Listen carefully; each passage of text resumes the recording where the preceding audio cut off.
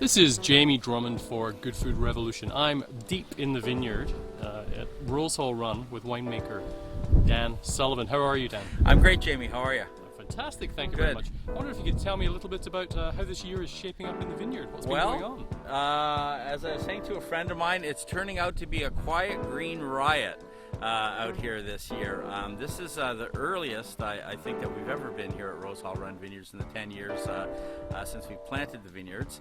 And right now I'd say we're about 2 weeks ahead of schedule from an average vintage, and probably about 3 weeks ahead of where we were last year at this time. It has presented a couple of challenges this year, nothing that's insurmountable, but because of the vigor of the growth, I guess, this year, it's just been kind of playing catch up all year long. So I think if you stay on top of your vineyard, you keep it clean, and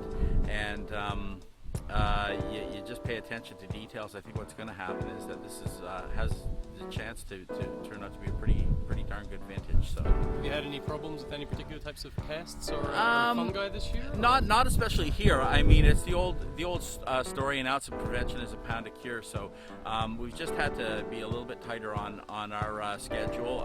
We're doing our leaf pulling earlier this year. We're going to pull both sides of the canopy, not just the east side. So to just allow for a little bit of air movement, because it has been so humid. And really, if you look around and you take a look at it, there's not a speck of anything on here except nice green leaves and photosynthesis. So thus far we've been lucky. We have the usual gamut of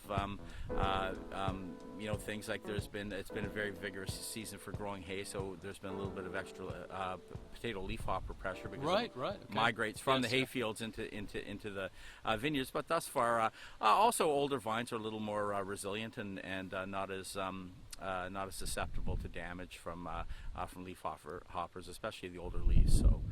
So all things considered, yeah, we're looking great. So what do you do with regards to that particular problem? How do you deal with that? Well, we do two things. The first one that we've done is we've worked with a material called Surround, which is a kaolin clay, which coats the leaves of the plants. And we're cautiously optimistic on that product. The one thing that it does do is it delays the accumulation of sugar in the grapes a little bit, because it does put a coating on it and kind of slows down photosynthesis a little bit. And then what we'll tend to do more commonly is we use the University of Guelph and our own people to do integrated pest management scouting. And so what we'll do is we'll selectively spray what's called a pyrethroid, basically Raid, once or twice during the season to combat the leaf hoppers at a specific time when they're in the nymph stage, before they can move around and go from leaf to leaf. So it's a very small concession that we make that keeps things kind of sailing around throughout the rest of the year. And if we see that we don't have the pressure, then we don't do it. So it's not just it's Tuesday, it's time to spray.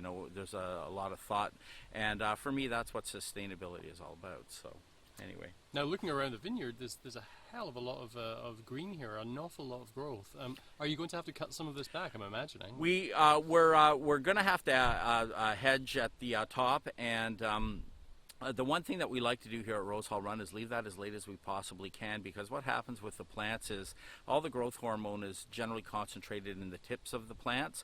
So if you take the tips of the plants off, then what it does is it redistributes that hormone down what are called all the nodes on it, and it tends to push lateral shoots out. And the problem with pushing a lot of lateral shoots out is that those lateral shoots will sometimes set fruit, which are called secondary clusters. And when those secondary clusters start setting, you're going to have to go and take them off, because they're taking energy from ripening the primary fruit that you want to ripen.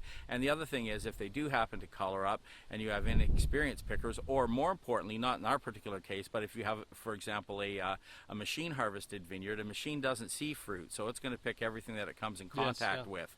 So if you have that type of thing, what you want to do is you want to try and minimize the amount of secondary clusters that you have, because a little bit of that can make a big flavor difference in what your ultimate juice is going to be like. So what are you hoping for in the coming months? Well, what I'm hoping for is for things to remain reasonably dry with maybe one rain every 2 weeks and no rain at all through September and the first half of October. You'll be lucky with yeah, that. that's all I want for Christmas, Jamie. So anyway, that and you know, just for things to keep going the way that they're going in Prince Edward County. You know, we're finding that you know, we're becoming a lot more recognized as a wine region. I think that generally speaking, we've reached kind of a really good critical mass. There's now 30 wineries in the county, and I think that really, you know, we're starting to really show the world the kinds of wines that we're capable of producing. You know, now that our vineyard, for example, is you know, most of it is 9 and 10 years old. You know, the wines are now starting to show. And in fact, this wine that we have right here, our 2009 Chardonnay Musqué, is the first varietal bottling I've done with this grape. And we're standing in our Chardonnay Musqué vineyard right now. This was planted actually in 2002, and last year I thought for the first time it had this sort of depth of flavor and character to make a straight up varietal Chardonnay Musqué with it. So that's part of the plans here on in. So previous to that, it was going into one. It was going into either entry level Chardonnay or it was going into our Cuvée County. Yeah. So from here forward, we'll at least portion some small amount of that to a varietal bottling. At least that's the plan right now. Fantastic. Well, thank you very much for joining us today. My pleasure. Good Food Revolution. We look forward to catching up with you a little closer to harvest time. Thank you very much, Dan. Thanks, Jamie. Cheers.